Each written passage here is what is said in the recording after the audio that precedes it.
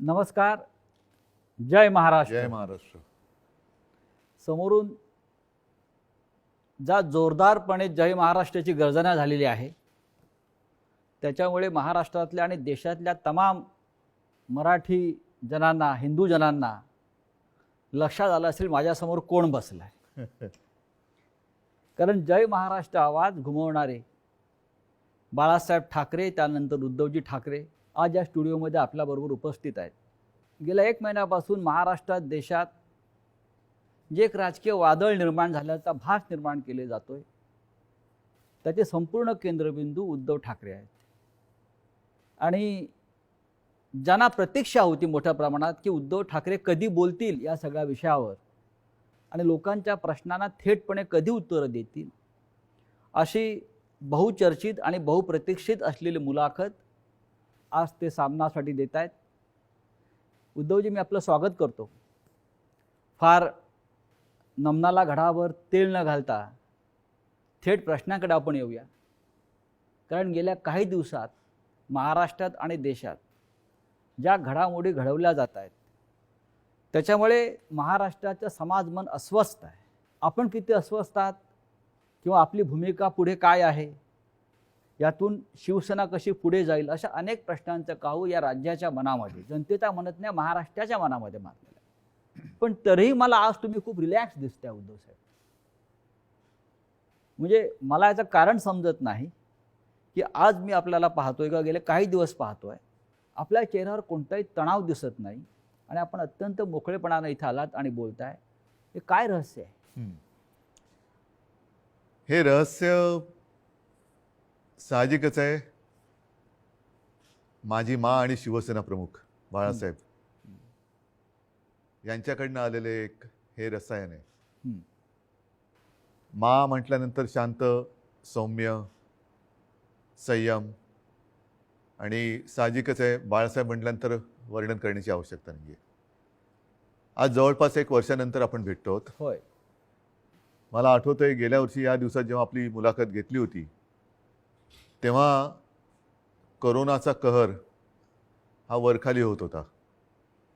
त्या करोनामध्ये जे काय करता येणं शक्य होतं ते मी राज्याचा मुख्यमंत्री म्हणून आणि अभिमानाने सांगेन की माझ्या राज्याचा कुटुंब प्रमुख म्हणून मी केलं.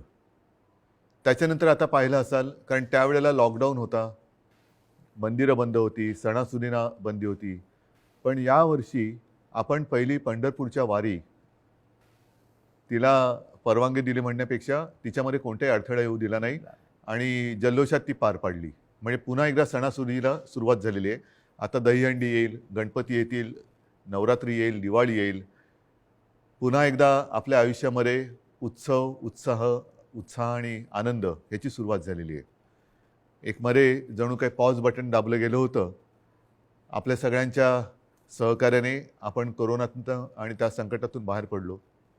मला आनंद आहे.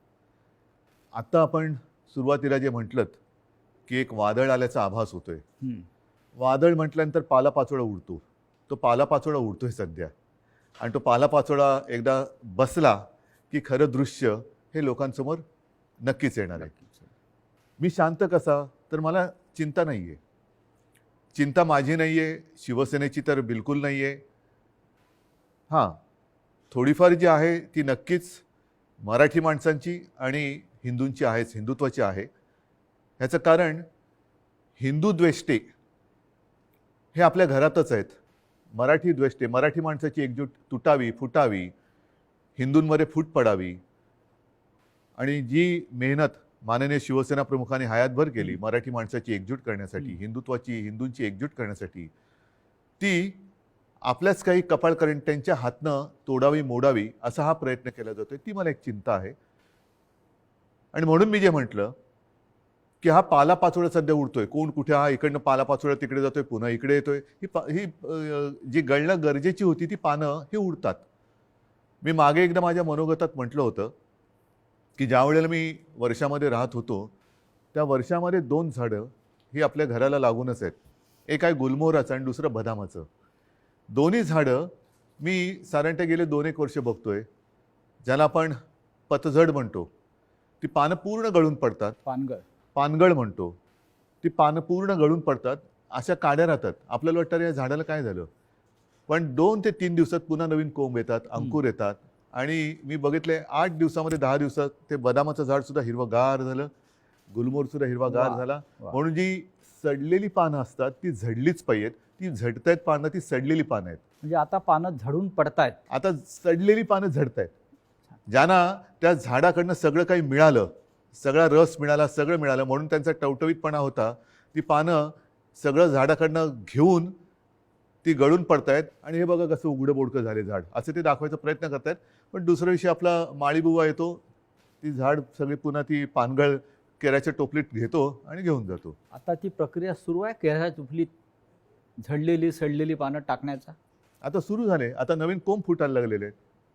आणि शिवसेना आणि तरुण युवा हे नातं हे शिवसेनेच्या जन्मापासूनचं आहे. नक्कीच, कारण वयाच्या 80 हां, मात्र एक आहे, हां. अजूनही काही ज्येष्ठ शिवसैनिक हां.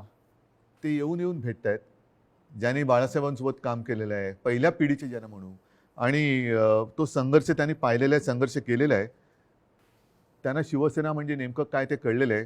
त्यांना आत्तापर्यंत अनेकांना शिवसेनेकडनं काही मिळावं अशी अपेक्षाच नव्हती, आजही नाही आहे. पण ते येऊन येऊन आशीर्वाद देत आहेत. तुम्ही आता मगाशी वर्षाचा उल्लेख केलात, मलबार हिलवरचं वर्षा बंगला, मुख्यमंत्र्यांचं निवासस्थान. आणि मगाशी मी आपल्याला म्हटलं की आपण खूप रिलॅक्स दिसताय. पण मला असं दिसतंय की मलबार हिलवरून आपण परत मातोश्रीला आल्यावर जास्त रिलॅक्स झालं. जास्त माझं घर आहे ते. म्हणजे मी तुम्हाला एक सांगतो मुद्दामून, ह्या काही हे माझे अनुभव आहेत. हां. जेव्हा माझी शस्त्रक्रिया झाली, हं. 2 शस्त्रक्रिया झाल्या होत्या. तो एक अनुभव माझा वेगळा आहे. तो कधीतरी तो फार विचित्र अनुभवातून मी गेलो आणि ठीक आहे.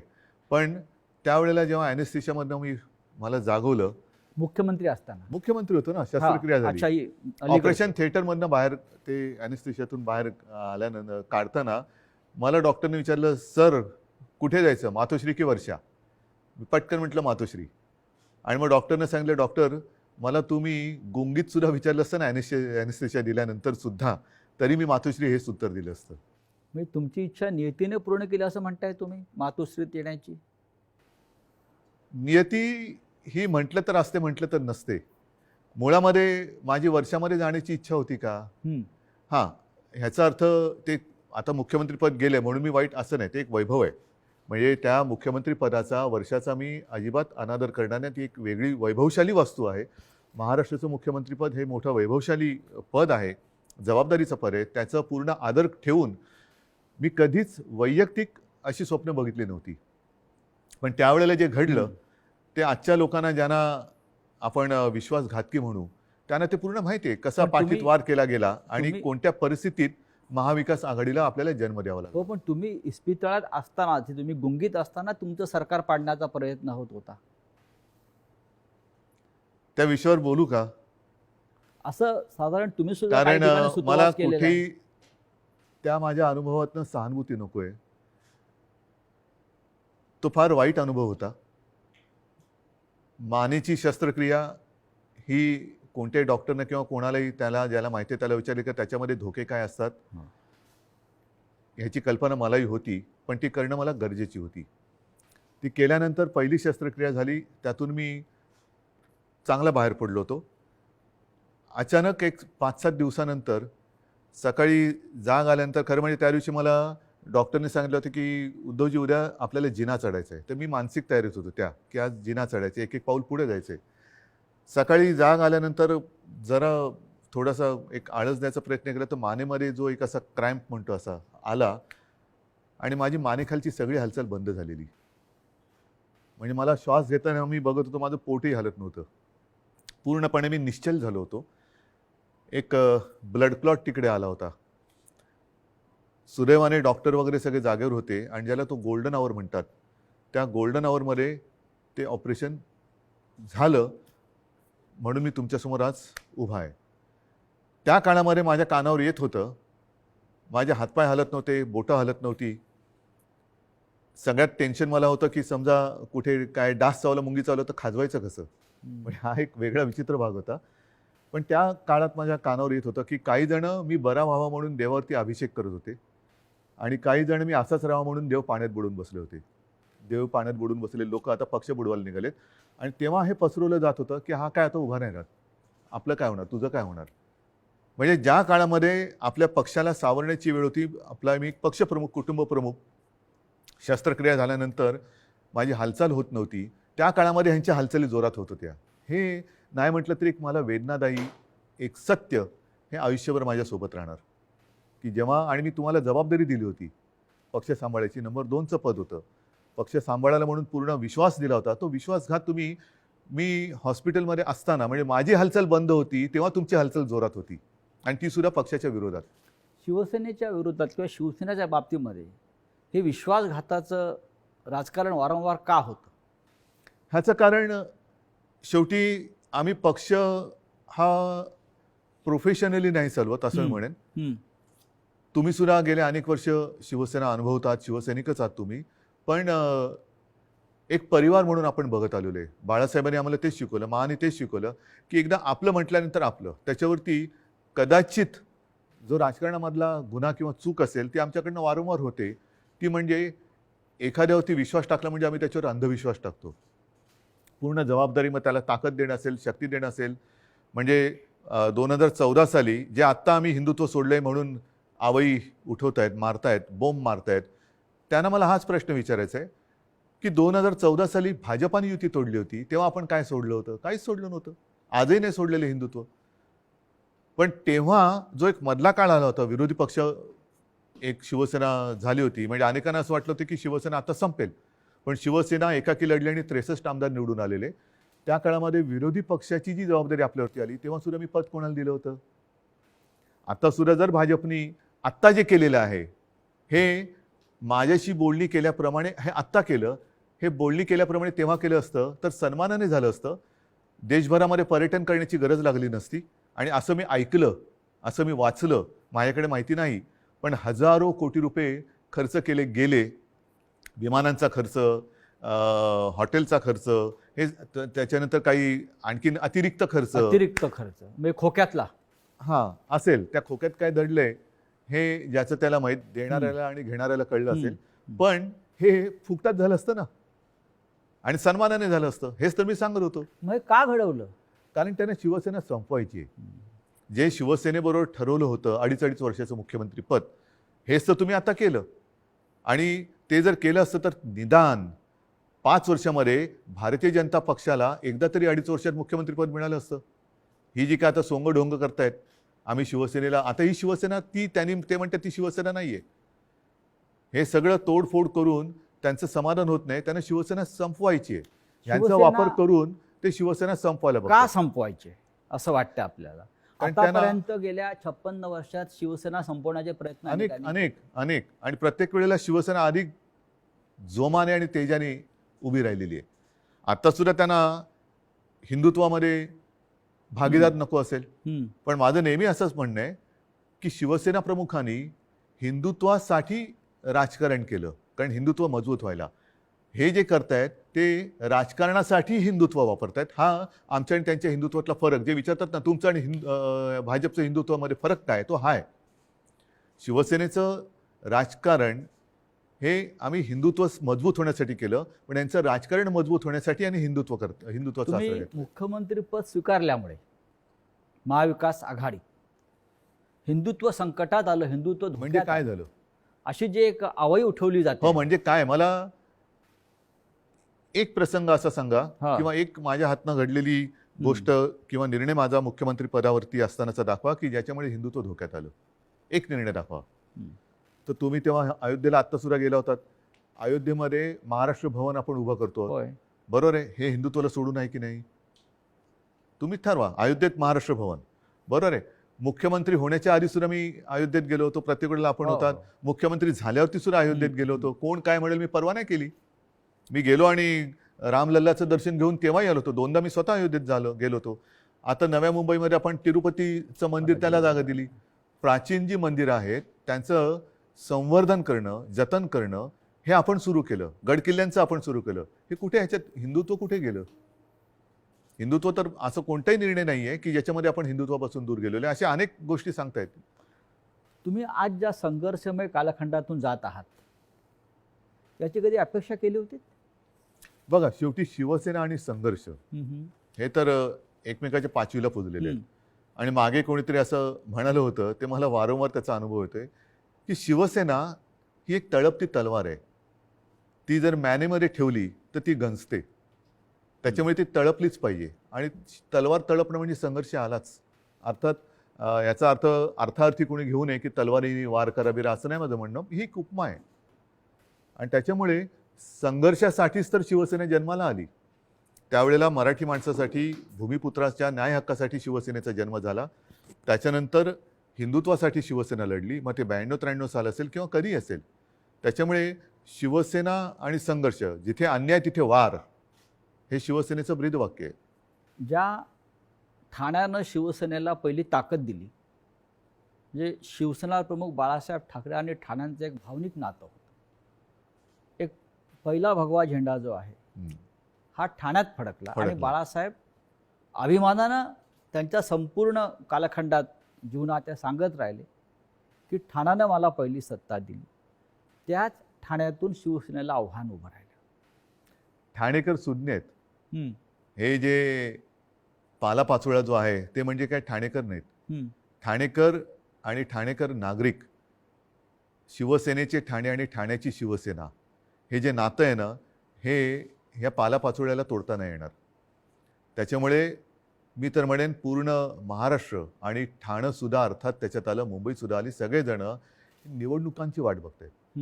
आणि म्हणून माझं मत हेच आहे की याच्या पुढे एक असा कायदा झाला पाहिजे की ज्यांना कोणाला युती करायची असेल त्या दोन्ही पक्षांचं, 3 पक्षांचं, 10 पक्षांचं जे काय कडवळ तुम्हाला करायचं असेल ते करा.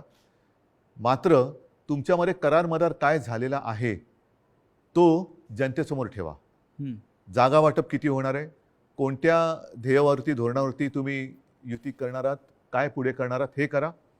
म्हणजे काय झालं असतं, एक तर जे माझं आणि भारतीय जनता पक्षाचं ठरलं होतं ते जे आता आधी नाकारून आता त्यांनी ते केलं, हे आधी जनतेसमोर उघडपणाने आलं असतं.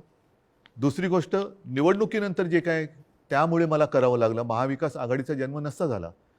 तो महाविकास आघाडीचा जन्म आम्ही दिला तेव्हासुद्धा तुम्ही बघितलं की आम्ही शपथ जी मी घेतली ती शिवतीर्थावरती घेतली. छत्रपती शिवाजी महाराजांच्या पुतळ्याच्या आणि बाळासाहेबांचं स्मारक आहे तिकडे, त्या साक्षीने घेतली. हजारो लाखो लोक आणि शिवतीर्थ हे भगवं पूर्ण फुलून गेलं होतं, ओसांडून वाहत होतं पूर्ण. म्हणजे जर लोक नाराज असतील तर तिकडे कोणी आलं नसतं. पण तरी देखील माझं मत असं आहे की आता निवडणुका घ्या. जर आम्ही महाविकास आघाडी स्थापन करून चूक केली असेल तर लोक आम्हाला घरी बसवतील. आणि जर भारतीय जनता पक्षाने माझं, कारण शेवटी जनता मला ओळखते, नाही म्हटलं तरी आता आमची 6वी पिढी ही महाराष्ट्राच्या जनतेसाठी काम करते. 6वी पिढी, त्याच्या आधीच्या पिढ्या सुद्धा होत्या. पण एक तर लोक त्यांना घरी बसवतील त्यांनी चूक केली असेल तर, जो करार त्यांनी आमच्याशी केला होता तो तोडला म्हणून, नाहीतर आम्ही पाप केलं म्हणून आम्हाला घरी बसवतील. होऊ द्या जनतेच्या कोर्टात फैसला, माझी तयारी आहे.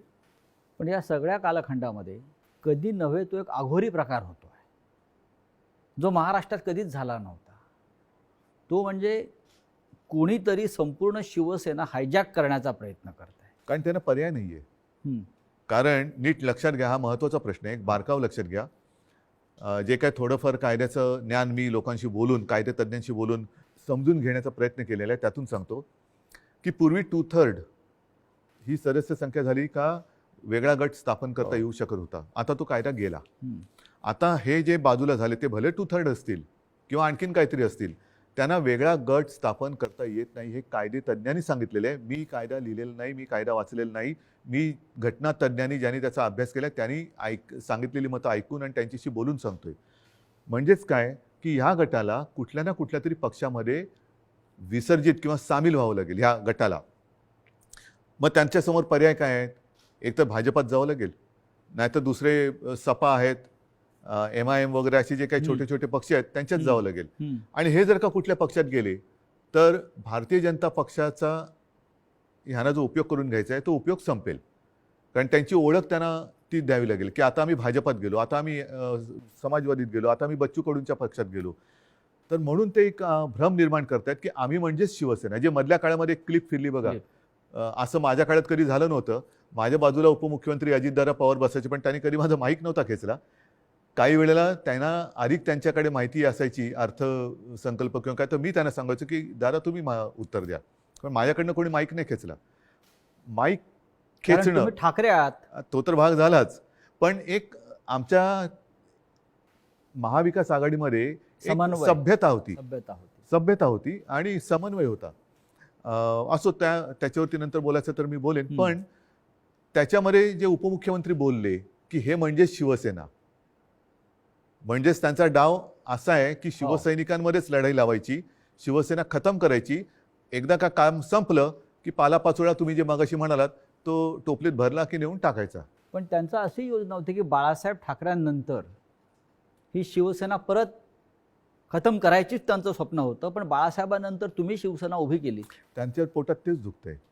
त्यांना शिवसेना आणि ठाकरे वेगळे करायचे, जसं गांधी आणि काँग्रेस वेगळी गांधी आणि करायची. काँग्रेस. आणि त्यांच्यात एक तुम्ही बघा, मला टीकात्मक केवळ बोलायचं म्हणून मी बोलत नाही, पण दुसरे जे आता सरदार वल्लभभाई पटेल, सुभाषबाबू, तसं बाळासाहेब, हे स्वतःचेच म्हणून आता लोकांसमोर आणायचं. म्हणजे आपल्याकडनं काही आदर्श निर्माण नाही झाला तर दुसऱ्यांचे जसं पक्ष फोडतायत तसं आदर्श फोडायचे, आदर्श म्हणजे पळवायचे आदर्श आमदारांप्रमाणे. फोडायचे म्हणा किंवा पळवायचे म्हणा, पळवायचे. आणि मग ते आपलेच म्हणून लोकांसमोर जायचं. तसं त्यांचं चाललंय की बाळासाहेबांना त्यांनी मान सन्मान तर दिलाच पाहिजे, नाही तर लोक जोडे मारतील, लोक ठेवणार नाहीत त्यांना जागेवर. कोणी असला आणि तो बाळासाहेबांच्या विरोधात काही बोलला तर लोक हाणतीलच जोडा त्याच्या. तर म्हणून त्यांना बाळासाहेब पाहिजेत, पण आता ठाकरे आणि शिवसेना हे नातं तोडायचं आहे. माझं आव्हान आहे की ठाकरे आणि शिवसेना नातं तोडून दाखवा. मात्र ते करताना माझ्या वडिलांचे फोटो लावून मतं मागू नका. प्रत्येकाला आईवडील असतात आणि त्यांच्याबद्दल मला आदर आहे. मला माझ्या आईवडिलांबद्दल आदर आहे, तसं प्रत्येकांना प्रत्येकाच्या आईवडिलांबद्दल आदर असायला पाहिजे. आता गेल्या आठवड्यात गुरुपौर्णिमा झाली. मी माझ्या वडिलांना आजोबांना गुरु मानतो. प्रत्येकाने पितृदेव भव मातृदेव भव देव मानलं पाहिजे. स्वतःच्या आईवडिलांचे फोटो लावावेत आणि मतं मागावीत. जर आज माझ्या दुर्दैवाने माझे आईवडील माझ्यासोबत असे नाही आहेत, पण ते नेहमी मी माझ्यामध्ये आहे असं मानतो, पण ज्यांची आई आणि वडील हे सुदैवाने त्यांच्यात आहेत, तर मी म्हणेन असा आशीर्वाद पुन्हा दुसरा मिळू शकत नाही. त्यांना घेऊन सभा घ्याव्या, भाषणं करावीत आणि मतं घ्यावीत. माझे वडील का चोरताय? माझे वडील कशा? म्हणजेच काय की तुमच्यात कर्तृत्व नाहीये, तुमच्यात हिंमत नाहीये, तुम्ही मर्द नाही आहात, तुम्ही विश्वासघातकी आहात. आणि लोकांचा, माझा तर केलाच, लोकांचा विश्वासघात करताना बाळासाहेबांच्यावरनं संभ्रम कशाला करतायत? तुमच्यात तुमचा मर्दाचा चेहरा घ्या आणि जा पुढे आणि मागा मतं. नाही, पण निवडणूक आयोगापुढे आता एक नवीन खटला उभा राहतो आहे. तो म्हणजे धनुष्यबाण कोणाचं चिन्ह, जे शिवसेनेचं जे लोकांपर्यंत पोहोचलं. बघा, मला अजूनही देशाच्या घटनेवरती भरोसा आहे, कायद्यावरती भरोसा आहे. चोरीमारी सगळीकडे चालते असं माझं मत नाही आहे तेवढा. कारण मी जे म्हटलं ना की सत्यमेव जयते, नाहीतर हे तुम्हाला वाक्य पुसावं लागेल आणि मग दोन वाक्य करावं लागेल एकाची. एक तर म्हणजे असत्यमेव जयते आणि दुसरं वाक्य सत्तामेव जयते. त्याच्यामुळे सत्तामेव जयते पुढे तुम्ही असत्य घेऊन जर का करणार असाल तर ते काही लोक खपून नाही घेणार. आज वेळ अशी आणलेली आहे, हे दुर्दैव आहे महाराष्ट्राचं म्हणतो, की ठाकरेंना पुरावे द्यावे लागतात शिवसेना खरी किंवा खोटी. नाही, लोक वाट बघतायत निवडणुकांची. म्हणजे आम्हाला पुरावा द्यायची गरज नाही. लोक म्हणतात की आम्हाला निवडणुका येऊ दे, ध्यानच पुरून टाकतो. बरं, जनताच पुरावा देईल. जनताच त्यांना पुरून टाकेल राजकारणामध्ये. आज जी फूट दिसते शिवसेनेत, अशा प्रकारची फूट याआधी राणे भुजबळांनाही पाडता आली नव्हती. असं का घडलं? ज्यांना मी अधिकार दिले होते, ज्यांना मी म्हणजे त्यावेळेला लोक माझ्या तोंडावर नव्हती बोलत, पण मला कुजबूज आहे की अरे काय मुख्यमंत्री, नगरविकास खातं मुख्यमंत्र्याकडे असायला पाहिजे, मलईदार खातं म्हणतात. मला मलाई बिलई खाण्यासाठी मी गेलो नव्हतो.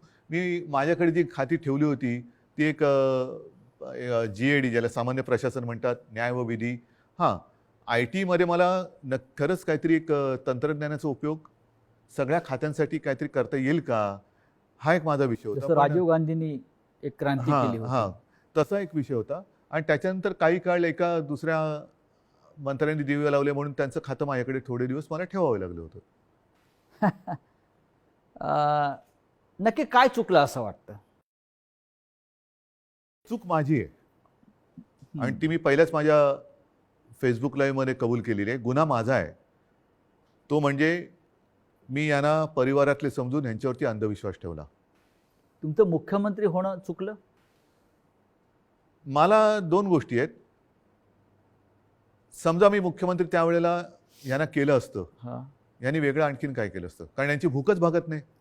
यांना मुख्यमंत्रीपद पण पाहिजे आणि आता पक्षप्रमुख म्हणजे शिवसेना प्रमुख व्हायचे. शिवसेना प्रमुखांबरोबर स्वतःची तुलना करायला लागलात. म्हणजे हे जे आहे ना, ही राक्षसी महत्वाकांक्षा आहे आणि ह्याला हावरटपणा म्हणतात. हाव म्हणजे एक दिलं तरी तुझं तेही माझं, माझं तेही माझं, तुझं तेही माझं, ह्याचं तेही माझं, त्याचं तेही माझं, माझं ते माझं, तुझं तेही माझं इथपर्यंत होतं. आता ह्याचंही माझं आणि त्याचंही माझं इथपर्यंत त्यांची हाव गेलेली आहे. या हावरटपणाला सीमा नसते. की महाविकास आघाडीचा प्रयोग चुकला? महाविकास आघाडीचा प्रयोग जर का चुकला असता तर लोकांनी उठाव केला असता. लोकांनी, जनतेने केला असता. तसं नाही झालं. जनता ही आनंदी होती कारण आल्याच आम्ही पहिल्यांदा शेतकऱ्यांना कर्जमुक्त केलं होतं. हां. त्याच्यानंतर करोना काळामध्ये मी अभिमानाने सांगेन, संपूर्ण माझ्या मंत्रिमंडळातील सहकाऱ्यांनी, प्रशासनाने आणि जनतेने उत्तम सहकार्य केलं. म्हणूनच ज्या पहिल्या 5 मुख्यमंत्र्यांमध्ये माझं नाव आलं, ते मी नक्कीच. माझं नाव नाही मानत, ते जनतेचा मी प्रतिनिधी म्हणून ते नाव आलं होतं. जर समजा यांनी सहकार्य नसतं केलं तर कोण होतो मी? मी कोण होतो? मी एकटा काय कर बरं, मी तर घराच्या बाहेरही पडत नव्हतो कारण घराबाहेर पडायचं नाही हेच मी लोकांना सांगत होतो. जाऊन पण- घोळके करा. फुटीरांचा आक्षेप त्याच्यावरच आहे. जे फुटून गेले आहेत त्यांचा आक्षेप असा आहे की आपण घराबाहेर पडला नाहीत, आपण मंत्रालयात गेला नाहीत, आणि आपण त्यांना भेटला नाहीत. तरी सुद्धा घराबाहेर न पडता सुद्धा देशातल्या सर्वोत्तम 5 मुख्यमंत्र्यात नाव का आलं माझं? हं. कारण त्यावेळेला ती परिस्थिती तशी होती. मी स्वतः सांगत होतो घराबाहेर पडू नका आणि लोक ऐकत होते. मी जर का घराबाहेर आजही पडलो आणि केव्हाही पडलो तरी शिवसेना प्रमुखांच्या, माझ्या पूर्वजांच्या आशीर्वादामुळे गर्दी होतेच. म्हणजे मग काय झालं असतं? लोकांसांगे ब्रह्मज्ञान आणि स्वतः कोरडे पाषाण. म्हणजे ती काळाची गरज होती. काळाची गरज होती. पण त्याच काळात मी पुन्हा एकदा सांगतो, सुरुवातीच्या काळामध्ये जेव्हा करोना आपल्याकडे त्याचा शिरकाव झाला हे कळलं, तेव्हा साधारणतः 7,500 ते 8,000 रुग्णशय्या आपल्या राज्यात पूर्ण मिळून होत्या. त्याच्यात ऑक्सिजन बेड्स आले, व्हेंटिलेटर्स आले, कॉमन जे रुग्ण असतात ज्यांना साधारणतः एक थोडी ट्रीटमेंट देऊन घरी जाऊ शकतात, ऑपरेशन नंतरचे असतील, त्याच्यानंतर डायलिसिस असतील. पहिल्या लाटेत आपण ते साधारणतः 8,000 जर का धरले तर ते 3.5 लाखावरती नेले होते. हे घर बसल्या. हॉस्पिटलमध्ये बेड्स नव्हते, रुग्णवाहिका नव्हत्या. कोणी कशा केल्या त्या? कोरोनाच्या टेस्टसाठी आपल्या राज्यात फक्त 2 प्रयोगशाळा होत्या. एक कस्तुरबामध्ये, दुसरे NIV एक पुणे. त्या आपण 600च्या वर केल्या घरी बसून. पण त्याच्याविषयी 50 आमदारांना कौतुक नाही आहे. त्यांना तुम्ही निधी दिलेला नाही म्हणतायत आणि तुम्ही हिंदुत्व सोडलं असं म्हणतायत. त्याच्यामुळे ते सोडून गेले. तुम्ही महाराष्ट्रासाठी जे काय केलेलं आहे, करोनाच्या संकटातून राज्याला वाचवलेलं आहे, लोकांना आहे, जीवदान दिलेलं आहे. निधी- महाराष्ट्रामध्ये नद्यातून प्रेत वाहून तुम्ही दिली नाहीत त्याचं त्यांना शल्य असेल की असं नाही झालं, हे चुकीचं झालं असं त्यांच्या मते असेल. आणि महाराष्ट्राच्या जनतेला हा मुख्यमंत्री आपल्या कुटुंबातल्या घटक वाटत होता, आपला परिवारातला भाऊ, मुलगा. त्याच्यामुळे मला ह्या विश्वासघातकांना माझ्याबद्दल काय वाटतं ह्याची चिंता नाही आहे. मला माझ्या महाराष्ट्रातल्या जनतेला मी त्यांच्या कुटुंबातला वाटतो. ह्याच्यात असं भाग्य हे फार क्वचित कोणाच्या नशिबी येतं. ते मला नाही वाटत ह्यांच्या नशिबी आलं असेल. कारण ह्यांच्या डोक्यावरती जरी काही पदं आता मिळाली, कारण अजूनही हम तुम एक कमरे में बंदो असं यांचं मंत्रिमंडळ आहे. त्याच्यामुळे त्याचा विस्तार कधी होणार आहे माहिती नाही. पण हे मंत्री जरी किती झाले तरी कपाळावरती जो विश्वासघाताचा शिक्का बसलाय तो नाही पुसता येणार. तुम्हाला असं वाटत नाही का की जे तुम्हाला सोडून गेलेले आहेत मोठ्या प्रमाणात त्यांनाच तुम्ही सर्वाधिक दिलेलं आहे आहेच. आणि ज्यांना मिळालं नाही किंवा ज्यांना कमीत मिळालं मला- ते आपल्या बरोबर राहिले? मला हेच म्हणायचं, ही शिवसेनेची ताकद आहे. शिवसेनेची ताकद काय आहे की सामान्यांना बाळासाहेबांनी असामान्यत्व दिलं. आता पुन्हा एकदा या सामान्यातून असामान्य लोक घडवण्याची वेळ आलेली आहे. आणि म्हणून मी माझ्या तमाम शिवसैनिकांना आणि माझ्या माता भगिनींना, बांधवांना विनंती करतो की चला परत उठा. आता पुन्हा एकदा सामान्यांना असामान्य बनवूया. कारण हे साधी लोक होती आणि ह्यांना ती चूक, मी पुन्हा तेच म्हणेन की ही चूक माझी आहे की त्यांना ताकद दिली. पण त्या ताकदीने ते उलटा वार नुसता नाही केला, तर राजकारणामध्ये ज्या आईने जन्म दिला त्या आईला गिळायला निघालेली अवलाद आहे. नुसतं आईवरती वार करणारे आपण म्हणत होतो तशी नाही आहे ही. राजकारणात ज्यांनी यांना जन्म दिला त्या आईला म्हणजे शिवसेनेला गिळायला निघालेली अवलाद आहे. ज्या पण तेवढी ताकद हो, त्यांच्यामध्ये नाही आहे, कारण शेवटी आई ही आई असते. नक्कीच. तुम्ही आईचा उल्लेख केलात. कालपर्यंत हे सगळे लोक या शिवसेनेला आपली आईच मानत होती. तुमच्याबरोबर वर्षावरती अनेकांना मी बसलेले बघितले शेवटच्या क्षणापर्यंत. हो, पण आत्ताच तुमचा आधीचा प्रश्न काय होता की मी यांना भेटत नव्हतो. तुम्हाला भेटून ते कधी सुरतला गेले, कोण गोव्याला गेलं, कोण गुवाहाटीला गेलं. 50 खोक्यांची इतकी ताकद असू शकते जी निष्ठा विकत घेऊ जाऊ शकते? निष्ठा नाही विकली जात. विकली जाते ती निष्ठा नसतेच.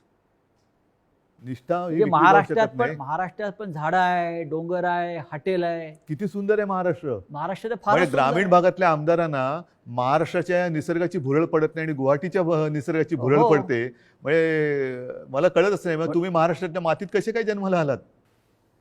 ज्या महाराष्ट्राच्या मातीत जन्माला आलात त्या मातीची तुम्हाला ओढ नाही, प्रेम नाही, त्या मातीची तुम्हाला कधी वैभव दिसलं नाहीये काय? मी स्वतः कलाकार आहे. मी माझ्या त्याच्यावरनं सुद्धा त्यावेळेला चेष्टा झाली होती. पण मी गडकिल्ल्यांची फोटोग्राफी केलेली आहे, पंढरपूरच्या वारीची केलेली आहे. आणि त्यावेळेला तुम्ही महाराष्ट्र बघितला, एवढा त्या पावसाळ्याच्या सुमारास मी सगळी फोटोग्राफी केलेली. एवढा नटलेला थटलेला आणि छान काय काय दऱ्या खोऱ्या एवढ्या फुलांनी बहरून जातात.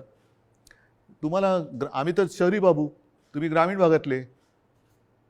तर ग्रामीण भागात राहून तुम्हाला महाराष्ट्राचं सौंदर्य दिसत नाही, त्याचं वर्णन करावं असं कधी वाटलं नाही. आणि डायरेक्ट गुवाहाटी. मी गुवाहाटी का वाईट नाही म्हणत, प्रत्येक प्रदेश चांगला आहे, पण ह्यांना हे काय मातीसाठी करणार? इतिहास काळापासून दिल्ली आणि महाराष्ट्राचा कायम झगडा आहे. मग औरंगजेब, छत्रपती शिवाजी महाराज असतील, संभाजी महाराज असतील, दिल्लीने महाराष्ट्रावर सतत पाठीमागून वार केले किंवा महाराष्ट्र संपवण्याचा प्रयत्न केला. कारण काय? हे आणि आता आजही तेच चित्र आहे ह्याच्या मुळाशी जाण्याची आता गरज की वाटते की आजही शिवसेनेचा सूड घेण्यासाठी ते बाळासाहेब ठाकरेंच्या अस्तित्वाला सुरुंग लावत आहे. मान्य, पण ह्याच्या मुळापर्यंत जायची गरज आहे. कारण जोपर्यंत हे दिल्लीत गेले नव्हते तोपर्यंत बाळासाहेब ठाकरेच यांना जपत आले होते. बाळासाहेबच यांना वाचवत आले होते आणि वाचवलं होतं एका हिंदुत्वाच्या ध्यासापायी, वेडापायी.